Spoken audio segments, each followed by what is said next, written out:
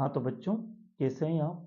आज हम लोग पढ़ेंगे कक्षा 9वीं हिंदी का जो ये निदानात्मक कक्षाओं हेतु मॉड्यूल आया है विद्यार्थी अभ्यास पुस्तिका, जो कि सत्र 2025-26 के लिए है। कक्षा 9वीं के लिए है विषय हिंदी का। और इसमें बहुत सारी इकाइयाँ दी है जिनके बारे में हम लोग समझेंगे जानेंगे। चलते हम लोग इसकी ओर। तो जैसा कि देख रहे हैं दोस्तों, आप यहाँ पर अध्यापन हेतु यहाँ पर इसकी इकाइयाँ एवं विषय वस्तु दी है। और इकाइयों के क्रम में यहाँ गद्य खंड दिया है, फिर काव्य खंड दिया है ना, निबंध लेखन, अपठित बोध, है ना। इसके साथ ही फिर यहाँ पर काव्य बोध, भाषा बोध, इस तरह की विषय वस्तु दी है, कृतिका दी है। तो आज हम लोग इसी श्रृंखला में प्रारंभ करेंगे सबसे पहले गद्य खंड को, जो कि हमारी तीसरी इकाई है, यहीं से प्रारंभ करेंगे। तो गद्य खंड के हम लोग आज देखेंगे जो वस्तुनिष्ठ प्रश्न है और दो दो अंक के हैं, और साथ में हम देखेंगे जो भाषा शैली कैसे लिखते हैं। इन सभी विषय वस्तुओं पर आज हम लोग चर्चा करेंगे। तो दोस्तों, चलते हम लोग बिना समय गंवाए अपने विषय वस्तु की ओर। तो दोस्तों, जैसा कि आप देख रहे हैं, यहाँ पर हम लोग पहुंच चुके हैं निदानात्मक पुस्तक जो है इसकी ओर, और हम लोग अब इसकी एक एक विषय वस्तु को हम तैयार करने जा रहे हैं। तो वीडियो प्रारंभ करने से पहले हर बार की तरह बोलना चाहूँगा आपको कि यदि आप चैनल पर नए हैं तो एक बार चैनल को सब्सक्राइब कर लें, साथ में बेल आइकन को दबा देंगे तो आपको विषय से संबंधित नई नई वीडियो मिलती रहेगी। और दोस्तों, आपको हिंदी विषय में कहीं भी कोई भी समस्या होती है या कोई भी विषय वस्तु समझ में नहीं आती है तो आप मुझे चाहें तो कमेंट बॉक्स में कमेंट भी कर सकते हैं, और चाहें तो आप मुझे मेरे व्हाट्सअप नंबर पर मैसेज कर सकते हैं, और चाहें तो फ़ोन भी मुझे लगा सकते हैं। लेकिन आप एक बार बेल आइकन को जरूर दबाएंगे और सब्सक्राइब करेंगे तो आपको नई नई वीडियो मिल जाएगी, ठीक है। तो सबसे पहले हम गद्य खंड को देखते हैं। तो हम सभी जानते हैं कि दो रचनाएं पूछी जाती है, साथ में फिर पूछा जाता है भाषा, और फिर शैली और साहित्य में स्थान। तो हम लोग इसको यहाँ से भी पढ़ सकते हैं, और अभी मैंने आपको आगे भी तैयार किया है जो कि हम लोग देखते हैं अभी। तो सबसे पहले हम लोग इसके वस्तुनिष्ठ प्रश्नों को देखेंगे। तो सबसे पहले हम लोग आएंगे कि तो हम लोग सबसे पहले देखते हैं झुरी के साले का नाम क्या था। तो यहाँ पर गया। और इसके बाद फिर आगे हम देखेंगे, आगे देखते हैं हम लोग कि झुरी ने बैलों को कहाँ बेच दिया था। तो उसकी ससुराल में उसने उसे बेच दिया था। आगे देखते हैं हम फटाफट, जल्दी जल्दी। ईश्वर ने बैलों को क्या नहीं दिया? तो ईश्वर ने बैलों को वाणी नहीं दी। दोनों बैलों को कहाँ बंद कर दिया था? कांजी हाउस में। कांजी हाउस का चौकीदार लालटेन लेकर आता था, क्या लेने आता था? हाजिरी लेने। फिर लेखक राहुल सांकृत्यायन कितने साल बाद इसी रास्ते से लौट रहे थे? तो वो लौटे थे तो 5 साल बाद। तिब्बत में सबसे जो खतरे की जगह है, तिब्बत में सबसे जो खतरे की जगह जिसे बोला जाता है उसका क्या नाम है? तो वो है, सबसे खतरे की जगह है डांडे, है ना। तो हम लोग इसको देखते हैं, हम आगे देखते हैं हम लोग और पढ़ते हैं हम लोग। और डांडे की बात है, किस रास्ते से तिब्बत में हिंदुस्तान का व्यापार होता था? तो नेपाल के रास्ते से होता था। मंगोलों का मुख कैसा होता है? तो दोस्तों, मंगोलों का मुख होता है लाल। और इसके साथ ही फिर आता है कि जो लेखक राहुल सांकृत्यायन है, इसके चारों तरफ क्या था? तो उनके चारों तरफ पुस्तकें थी। श्यामचरण दुबे का जन्म कब हुआ था? 1922 में। आजकल कैसी जीवन शैली हावी हो रही है? पश्चिमी। 13वां, हम किसके उपनिवेश बन गए हैं? तो पाश्चात्य संस्कृति के उपनिवेश हम लोग बन गए हैं। आगे चलते हम लोग, उपभोक्ता संस्कृति के कारण हम कैसी दास्तां स्वीकार करते हैं? तो बौद्धिक दास्तां को हम लोग स्वीकार करते हैं। इसके बाद है, सांवले सपनों की याद में जाबिर हुसैन का जन्म कब हुआ था? सन 1945 में, है ना। तो जाबिर हुसैन का जन्म कब हुआ था दोस्तों? सन 1945 में। और सालिम अली की पत्नी का नाम क्या था? तस्मीना। आबशार शब्द का क्या अर्थ है दोस्तों? झरना। किस पक्षी ने सालिम अली के जीवन की दशा को बदल दिया था? तो गोरैया ने। और इसके साथ ही प्रश्न नंबर 19वां है, पक्षी प्रेमी सालिम अली किसकी तरह प्रकृति में विलीन हो रहे हैं? वन पक्षी की तरह। फिर 20वां प्रश्न दोस्तों, फोटो खिंचवाते समय किस परंपरा की ओर संकेत किया गया है? तो हम सभी जानते हैं फोटो खिंचवाते हैं तो हम कौन सी परंपरा? मुस्कुराने की, तो मुस्कुराहट लाने की। फिर आगे देखते हैं, प्रेमचंद के फटे जूते पाठ जो है वो लिखा है किसने? लिखा हरिशंकर परसाई ने। फिर आते हैं 22वां प्रश्न, मेरे बचपन के दिन पाठ की रचना किसने की? महादेव वर्मा जी ने। फिर बचपन की स्मृतियों में एक विचित्र सा क्या होता है? तो एक विचित्र सा आकर्षण होता है। ठीक है, क्या होता है? एक आकर्षण होता है। इसके बाद आगे देखते हैं 24वां प्रश्न है, महादेव वर्मा को छात्रावास में कौन सी लड़की मिली थी? तो सुभद्रा कुमारी चौहान मिली थी। फिर महादेव वर्मा पहले किस भाषा में कविता लिखती थी? तो महादेव वर्मा पहले ब्रज में लिखती थी, फिर बाद में हिंदी में कविताएं लिखने लगी थी। इसके बाद है फिर महादेव वर्मा से चांदी का कटोरा किसने ले लिया था? तो गांधी जी ने उनसे ले लिया था। महात्मा गांधी जो थे उन्होंने उनसे चांदी का कटोरा ले लिया था। प्रेमचंद का जन्म स्थान बनारस है ना। गधे का एक छोटा भाई भी है, उसका नाम क्या है? बैल। ठीक है, जानवरों में गधा सबसे ज्यादा क्या समझा जाता है? बुद्धिहीन समझा जाता है। दो बैलों की कथा पाठ में हीरा और मोती का मालिक कौन था? झूरी काछी। कौन था? झूरी काछी था, है ना। इसके बाद फिर है ना, झूरी काछी है ये, मैं लिख देता हूं, मैं आपको समझ में नहीं आ रहा तो झूरी है ना, काछी। इसके बाद फिर कांजीवस में जानवरों की हाजिरी लेने कौन आते थे? चौकीदार। लासा की ओर पाठ में मंदिर में हस्तलिखित कितनी प्रतियां थी? 103 पोथियां। ये बहुत महत्वपूर्ण प्रश्न है, ये जो भी है इसमें परीक्षा में आने के लायक है ना। आगे देखते हैं, तिब्बती लोग टोटीदार बर्तन को क्या कहते हैं? खोटी कहते हैं। तिब्बती जो लोग हैं वो टोटीदार बर्तन को क्या कहते हैं? खोटी कहते थे, है ना। सालिम अली किस नाम से जानते हैं उनको? वर्ड वाचर के नाम से जानते हैं।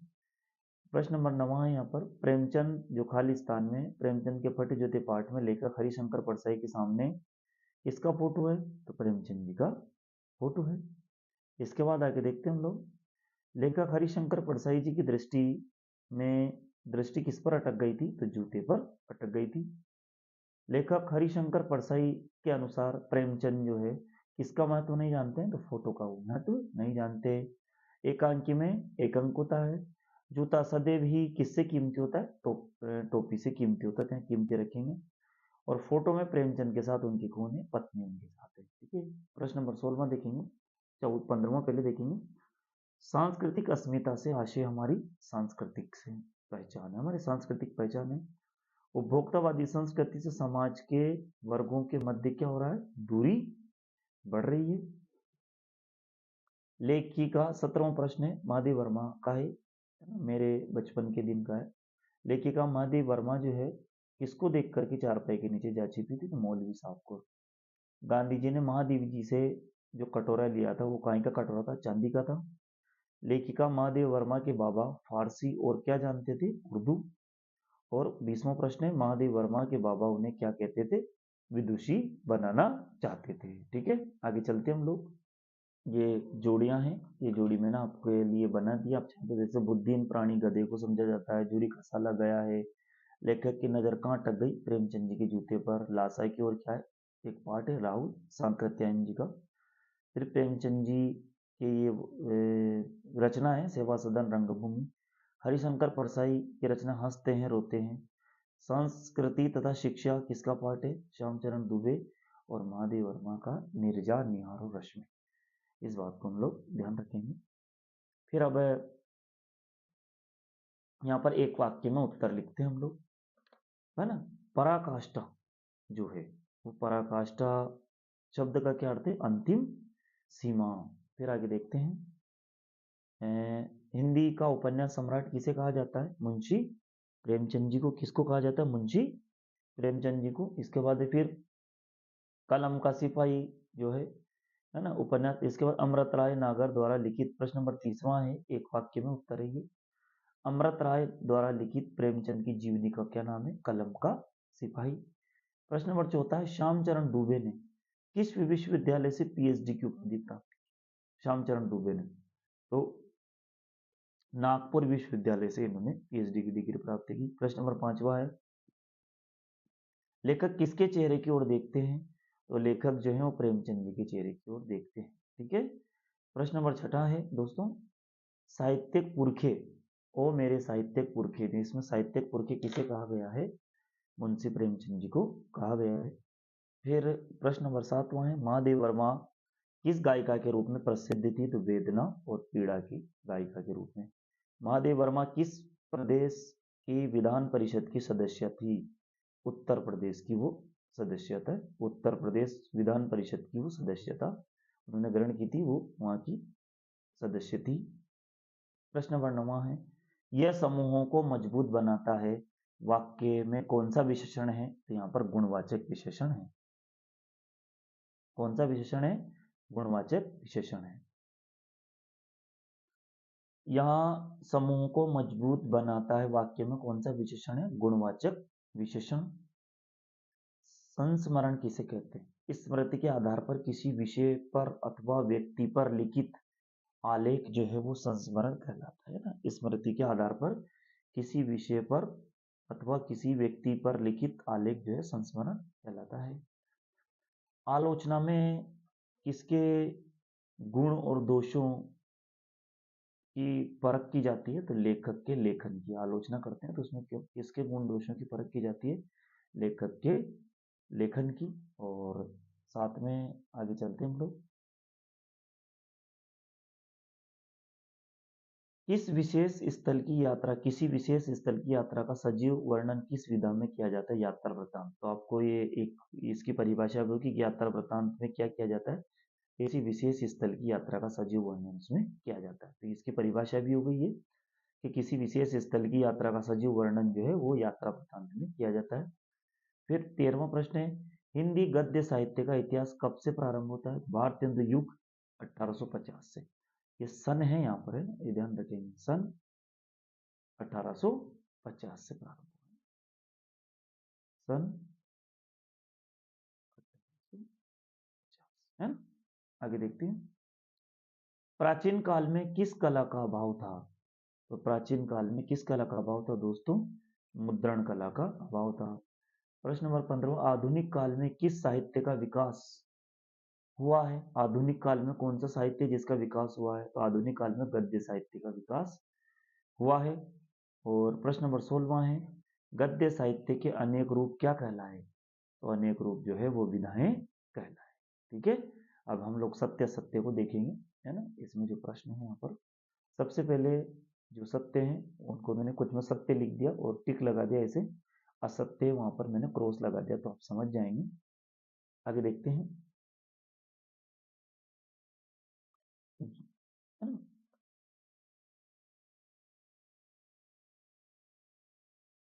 झूरी बेलों को देख करके गदगद हो गया, सत्य है बिल्कुल। लड़की की मां मर चुकी थी, ये भी सत्य है। गया झूरी का मामा था क्या? साला था ना वो तो यह सत्य है। फिर सद्गुणों का इतना आदर अनादर कहीं नहीं देखा, सत्य है। डांडी तिब्बत की सबसे खतरे की जगह है, ये बिल्कुल सत्य है। मंगोलों का मुख लाल होता है, ये भी सत्य है। सुमति घोड़े पर सवार होकर गए थे, ये भी सत्य है। तिब्बती जमीन छोटे बड़े जागीरदारों में बंटी है, ये भी सत्य है। अब ये असत्य है, तिब्बत में जाति पाति छुआछूत और पर्दा प्रथा थी तो नहीं थी वहां पर, इसलिए असत्य है। श्यामचरण दुबे का जन्म उत्तर प्रदेश के कहाँ हुआ था? तो उत्तर प्रदेश के बनारस में इनका जन्म हुआ था, तो नहीं हुआ था ना, तो फिर यहाँ पर ये असत्य है। फिर ये है, गांधी जी के अनुसार हमें बुनियाद अपनी बुनियाद पर कायम रहना चाहिए क्या? बिल्कुल सत्य है। हम अनुकरण की संस्कृति को प्रतिष्ठा पाने के लिए अपना रहे हैं, बिल्कुल सत्य है। पक्षियों की मधुर आवाज से आम आदमी रोमांचित नहीं होता है, कैसे नहीं होगा? पक्षियों की आवाज से तो रोमांचित हो जाता है, तो असत्य है। जाबिर हुसैन का जन्म बिहार में हुआ, तो बिल्कुल सत्य है। लॉरेंस को कबूतर से प्रेम था, नहीं, गोरैया से प्रेम था, तो यहाँ पर ये भी असत्य हो गया। वृंदावन में नदी का सांवला पानी नंद जी की याद दिलाता है, बिल्कुल ये आपकी जो कहीं आपको सत्य मिलेगा, लेकिन ये सत्य नहीं, क्योंकि वो कृष्ण भगवान की याद दिलाता है ना, तो यहाँ पर ये असत्य हो गया। सालिम अली की उम्र को शती तक पहुंचने में थोड़े ही दिन बचे थे, है ना, तो ये सत्य है। और हुजूम का अर्थ जनसमूह, ये भी सत्य। अब हम चलते हैं दो दो अंक के प्रश्नों पर, उनको ध्यान से पढ़ेंगे समझेंगे। थोड़ा आप भी ध्यान देना तो आपको समझ में आएगा। सबसे पहले गद्य साहित्य से क्या आशय है, तो आप चाहें तो इतनी छोटी परिभाषा भी लिख सकते हैं। एक ऐसी रचना जो छंद, ताल, लय एवं तुकबंदी से मुक्त तथा विचारपूर्ण हो, उसे गद्य कहते हैं ना। यदि यहाँ मुक्त की जगह युक्त हो जाए तो फिर वो पद्य की परिभाषा बन जाएगी, है ना। पद्य और गद्य में ये अंतर है। यहाँ पूरी परिभाषा एक जैसी होती है, यहाँ युक्त है तो पद्य हो जाएगा, मुक्त होगा तो मुक्त है ना यहाँ पर तो गद्य है, यदि युक्त कर देंगे तो फिर पद्य बन जाएगा। ठीक है, आगे चलते हैं। तथा इसमें लिखा गया साहित्य गद्य साहित्य कहलाता है। इस बात के हम लोग ध्यान रखेंगे। आगे देखते हैं हम लोग।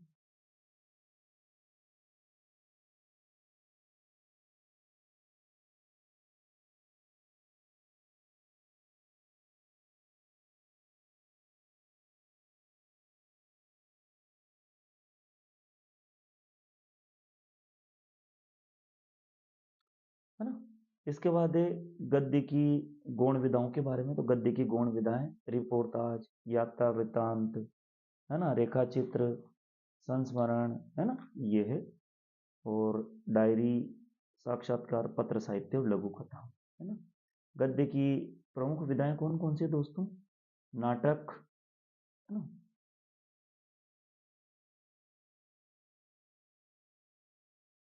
इसके बाद है फिर उपन्यास, एकांकी, कहानी, निबंध और आलोचना। ठीक है, इसका एक सूत्र भी आना एक ऊनी, आलोचना, नाटक, एकांकी, कहानी, उपन्यास और निबंध। ठीक है। कहानी विधा के बारे में संक्षिप्त परिचय दीजिए। तो कहानी गद्य की प्रमुख विधा है। यह किसी घटना, भाव, संवेदना आदि की मार्मिक व्यंजना करती है। इसका आरंभ और अंत बहुत ही कलात्मक तथा प्रभावपूर्ण होता है। ठीक है, ये कहानी का है। इसके बाद निबंध में देखेंगे। निबंध के दो बिंदु है यहाँ पर, ये विशेषताएं हैं निबंध की। क्या क्या विशेषताएं देखते हैं हम लोग। निबंध लेखन की कोई दो विशेषताएं। एक अच्छे निबंध की संक्षिप्तता, निबंध में संक्षिप्तता, एक सूत्रता तथा पूर्णता जैसे गुण विद्यमान होते हैं। और निबंध लेखक को पुनरुक्ति से बचना चाहिए, लेखक को, तथा अपनी बात को तर्कपूर्ण ढंग से विचार करना चाहिए, है ना। इसके बाद आगे देखते हैं गद्य की विधाओं का सामान्य परिचय। तो ये गद्य की यही विधाएं हैं जो मिक्स कर दी इन्होंने, गौण और जो, है ना, गौण और जो प्रमुख विधाएं उनको इन्होंने मिक्स कर दी है यहाँ पर। आगे देखते हैं यात्रा वृत्तांत के बारे में लिखा है। यात्रा वृत्तांत अभी हमने पहले पढ़ा था। एक ऐसी विधा है जिसमें लेखक किसी विशेष स्थल की यात्रा एक सजीव वर्णन करता है कि पाठक पढ़कर ही ऐसा अनुभव करने लगे जैसे वो उसी स्थान के सारे दृश्य स्वयं देख रहा है। फिर व्यंग्य विधा का परिचय देख रहे हम लोग। व्यंग्य वह साहित्य की विधा है जिसके माध्यम से व्यंग्यकार जीवन की विसंगतियों, खोखलेपन को दुनिया के सामने उजागर करता है। फिर एकांकी की दो विशेषताएं क्या है। एकांकी में एक अंक होता है और दूसरा यह रंगमंच पर अभिनीत किया जा सकता है इसको। फिर 10वां प्रश्न है डायरी विधा का सामान्य परिचय। तो डायरी विधा में निजी अनुभव, प्रतिदिन के घटित, है ना, होने वाली घटनाओं का विवरण तथा संग्रह, संपर्क में आए व्यक्तियों, नए अनुभवों, नए स्थानों, नई घटनाओं आदि का संक्षिप्त विवरण डायरी में मिलता है। फिर प्रेमचंद साहित्य की दो विशेषताएं लिखा है। प्रेमचंद जी के साहित्य की रचनाओं में साधारण जनसाधारण की भावनाओं, परिस्थितियों और उनकी समस्याओं को मार्मिक चित्रण मिलता है। और फिर दूसरा है प्रेमचंद हिंदी के युग प्रवर्तक रचनाकार हैं। उनकी रचनाओं में मनुष्य ही नहीं, पशु पक्षियों को भी अद्भुत आत्मीयता मिली है। आगे देखते हैं। अब ये प्रेमचंद जी की भाषा शैली है। तो प्रश्न आता है ना, दो रचनाएं, भाषा और शैली और साहित्य में स्थान, तो कैसे भी पूछ सकते हैं। 2 अंक में है ये प्रश्न। तो प्रेमचंद जी की भाषा सरल एवं सहज है। उनकी रचनाओं में तत्सम, तद्भव, अरबी एवं फारसी शब्दों का प्रयोग हुआ है। और शैली, प्रेमचंद जी की शैली भावात्मक तथा मानवीय संवेदना से पूर्ण शैली है। इसके बाद फिर प्रेमचंद जी की दो रचनाएं। तो सेवा सदन, प्रेमाश्रम, रंगभूमि, कर्मभूमि साहित्य में स्थान है इनका यहाँ पर। हिंदी साहित्य जगत में अतुलनीय योगदान के फलस्वरूप आपको उपन्यास सम्राट एवं महान कथाकार के नाम से भी जाना जाता है। और इसके बाद फिर हम लोग राहुल सांकृत्यायन की दो रचनाएं देखते हैं और इनके बारे में समझते हैं। राहुल सांकृत्यायन के बारे में तो देखते हैं दोस्तों हम लोग। तो देखिए राहुल सांकृत्यायन के बारे में यहाँ पर, राहुल सांकृत्यायन ने व्यवहारिक खड़ी बोली में साहित्यिक सृजन किया है। इनकी भाषा सरल, सुबोध तथा प्रभावपूर्ण है। राहुल सांकृत्यायन ने विषय तथा भाव के अनुरूप वर्णनात्मक अथवा विवेचनात्मक व्यंग्यात्मक शैली का प्रयोग किया है। ठीक है, फिर नीचे परसाई जी का भी प्रश्न है, देखते हम लोग। यहाँ पर प्रश्न है ना, प्रश्न नंबर 15 है। हरिशंकर परसाई जी की दो रचनाएं लिखते हैं, उनकी भाषा शैली, है ना। दो रचनाएं तो यहाँ लिख दी मैंने, भूत के पांव पीछे हंसते हैं रोते हैं, इनकी भाषा शैली देखते हैं हम लोग। ये यहाँ आगे भी प्रश्न है हमारे, ये महादेव वर्मा जी के बारे में, उनकी दो रचनाएं, है ना, हिंदी जगत में साहित्य में स्थान, है ना। और ये महादेव वर्मा जी की भाषा शैली तो आप यहाँ थोड़ा देख लें, चाहे तो आप ये स्क्रीनशॉट यहाँ से भी लिख सकते हैं। ये हरिशंकर राहुल सांकृत्यायन की रचना है, फिर उनकी भाषा शैली है। हरिशंकर परसाई जी की रचना है, फिर उनकी भाषा और शैली है, और उनका साहित्य में स्थान है परसाई जी का। फिर ये महादेव वर्मा जी की रचना है, निहार निर्जा रश्मि यामा, हिंदी जगत साहित्य जगत में स्थान है। महादेव वर्मा अपने साहित्यिक व्यक्तित्व एवं अद्वितीय कृतित्व के आधार पर हिंदी साहित्य के आकाश में गरिमामय पद ध्रुव तारे के भांति अटल है। और उनकी भाषा है, भाषा मधुर कोमल एवं प्रभावपूर्ण सरल है। और उनकी जो रचनाओं में संस्कृत मिश्रित खड़ी बोली का प्रयोग जो है मिलता है। अब इसके बाद आगे हम लोग कुछ महत्वपूर्ण प्रश्नों पर चर्चा करेंगे जो कि हमारे पाठ के पीछे हैं, तो देखते हैं हम लोग। ये प्रश्न हमारे महत्वपूर्ण प्रश्न हैं। सबसे पहले है, कांजी होश में कैद पशुओं की हाजिरी क्यों ली जाती थी?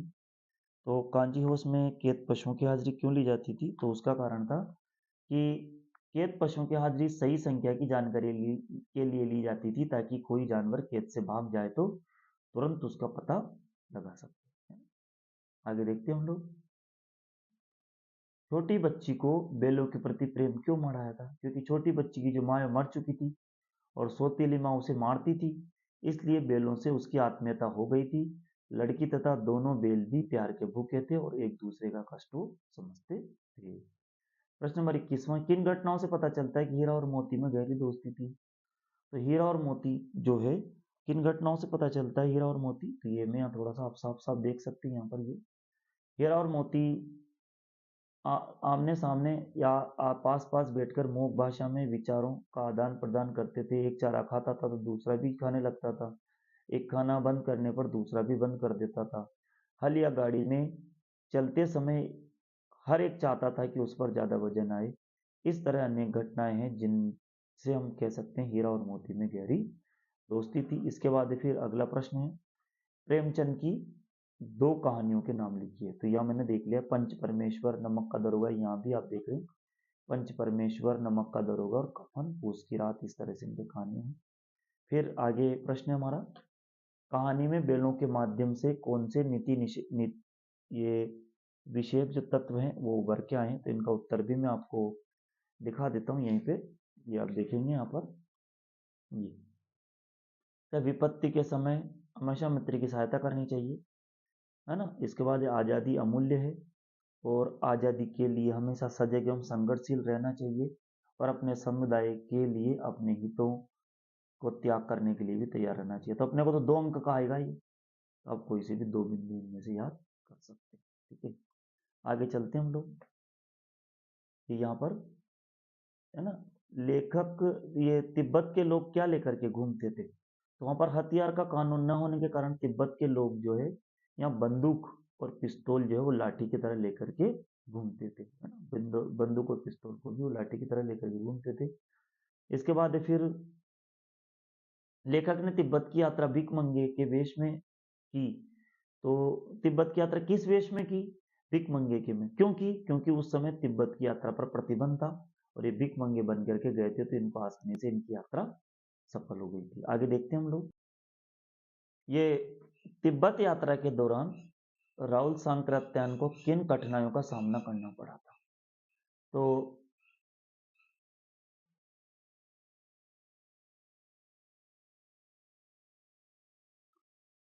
इनको किन कठिनाइयों का सामना इस प्रकार है, तिब्बत जाने का मार्ग जो है पहाड़ी पर था, अतः ये चढ़ाई करनी पड़ती थी और हर जगह घोड़े नहीं मिलते थे और मार्ग में डाकुओं का भय भी बना रहता था, है ना। और इसके बाद आगे देखते हैं हम लोग, राहुल सांकृत्यायन ने डाकुओं से बचने के लिए कौन सा साधन अपनाया?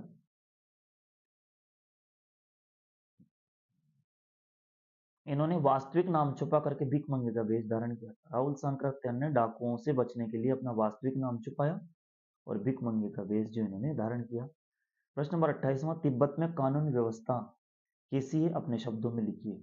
तो तिब्बत में कानून व्यवस्था उस समय बहुत खराब होने के कारण यात्रियों की स्थिति दयनीय थी। पिस्तौल और बंदूक का उपयोग लाठी की तरह लोग करते थे, स्थान पर वहां पर किया जाता था। यहाँ की सरकार खुफिया विभाग और पुलिस पर ज्यादा खर्चा नहीं करती थी। मतलब वहां पर जो है ना, लोग जैसे हम गांव में लाठी लेकर के घूमते हैं, ऐसे वहां बंदूक, पिस्तौल और बंदूक लेकर के घूमते हैं, है ना। तो तिब्बत में कानून व्यवस्था की स्थिति बहुत खराब होने के कारण यात्रियों की स्थिति दयनीय थी। पिस्तौल और बंदूक का उपयोग लाठी के स्थान पर किया जाता था। यहाँ की सरकार खुफिया विभाग और पुलिस पर ज्यादा खर्चा नहीं करती थी। इसके बाद फिर उपभोक्तावादी संस्कृति के प्रश्न यहाँ पर। आज की उपभोक्तावादी संस्कृति हमारे दैनिक जीवन पर किस तरह से हावी हो गई है? तो कैसे हावी हो गई है? आज की उपभोक्तावादी संस्कृति जो है हमारे दैनिक जीवन में कैसे हावी हुई है कि मनुष्य आधुनिक बनने की होड़ में बौद्धिक दास्तां स्वीकार कर रहा है ना। तो पश्चिमी की जो संस्कृति है उसका अनुकरण किया जा रहा है। उत्पाद को उपभोग की दृष्टि से नहीं बल्कि दिखावे के लिए खरीदा जा रहा है। ठीक है, ये इस तरह से उसका उत्तर है। अगला है लेखक श्याम 38वां प्रश्न, लेखक श्यामचरण दुबे ने उपभोक्तावादी संस्कृति को हमारी समाज के लिए चुनौती क्यों कहा है? तो उपभोक्तावादी संस्कृति से हमारी सांस्कृतिक अस्मिता का ह्रास हो रहा है। इसके कारण हमारी सामाजिक नींव खतरे में है। मनुष्य की इच्छाएं बढ़ती जा रही है। मनुष्य आत्म केंद्रित होता जा रहा है। सामाजिक दृष्टिकोण से यह बड़ा खतरा है एवं भविष्य के लिए एक बड़ी बहुत बड़ी चुनौती भी है। फिर प्रश्न नंबर अगला है हमारा 32वां है, सालिम अली पक्षी प्रेमी कैसे बने दोस्तों? तो सालिम अली जो थे उनकी एयर गन से क्या हुआ था, एक दिन की घटना घटी थी। उनकी एयर गन से क्या हुआ था कि ये मैं यहाँ बता देता हूँ आपको, यहाँ अच्छा समझ में आएगा। उनकी एयर गन से क्या हुआ था, एक गोरैया घायल हो गई थी। घायल गोरैया को देखकर के उनका मन द्रवित हो गया। वे उसकी सेवा में तथा उसके बारे में जानकारी प्राप्त करने में जुट गए। उसके बाद उनकी जो जीवन की दिशा पक्षी जगत की ओर मुड़ गई और पक्षी प्रेमी बन गए। ठीक है, फिर अगला प्रश्न देखते हैं हम लोग। अगला प्रश्न है हमारा, सालिम अली ने पूर्व प्रधानमंत्री के सामने पर्यावरण से संबंधित किन संभावित खतरों का चित्र खींचा होगा जिससे कि उनकी आंखें नम हो गई? तो इसका उत्तर भी मैं आपको यहाँ दिखा देता हूँ। पूर्व प्रधानमंत्री के समक्ष सालिम अली ने केरल की साइलेंट वैली को रेगिस्तानी हवाओं के झोंकों से होने वाले पर्यावरण संकट का चित्र खींचा होगा। पर्यावरण के दूषित होने की भयंकरता के कारण उनकी आंखें नम हो गई, है ना। अब इसके बाद 34वां प्रश्न मैंने यहाँ लिखा नहीं, देखो आप। 34वां है, प्रेमचंद के फटे जूते पाठ के आधार पर प्रेमचंद के व्यक्तित्व की विशेषताएं बतानी। और अगला है, लेखिका महादेव वर्मा ने मेरे बचपन के दिन पाठ में अपनी माँ की किन विशेषताओं के बारे में बताया है? यहाँ जगह कम थी तो मैं लिख नहीं पाया, मैं आपको यहाँ उत्तर बता देता हूँ। देखते हैं, व्यक्तित्व क्या, एक तो सादा जीवन और उच्च विचार है, दो याद कर लें आपका काम चल जाएगा। सादा जीवन और उच्च विचार। प्रेमचंद आडंबर तथा दिखावापूर्ण जीवन से दूर रहते थे, वे जो गांधी जी की तरह सादा जीवन जीते थे। और दूसरा है उच्च विचार, है ना। प्रेमचंद के विचार बहुत ही उच्च थे, वे सामाजिक बुराइयों से दूर रहे, वे इन बुराइयों से समझौता न कर सके। ठीक है, इसके बाद फिर लेखिका की माँ, है ना, हमने यहाँ देखा था बचपन के दिन। महादेव वर्मा ने मेरे बचपन के दिन पाठ के आधार पर उनकी जो माँ है उनकी किन किन विशेषताओं का वर्णन किया है। तो महादेव वर्मा अपने बचपन माँ के बारे में बताता है कि उनकी माँ धार्मिक स्वभाव की थी और एक संस्कारी महिला थी। 2 पॉइंट याद कर लें, 2 बिंदु, आपका काम चल जाएगा। तो लेखिका की माँ जो नियमित रूप से पूजा पाठ करती थी, वे ईश्वर में आस्था रखती थी, और दूसरा है वो संस्कारी महिला थी। लेखिका की माँ अच्छे गुण वाली महिला थी जिसका असर लेखिका पर भी पड़ा। इसके बाद अंतिम प्रश्न ही है यहाँ पर,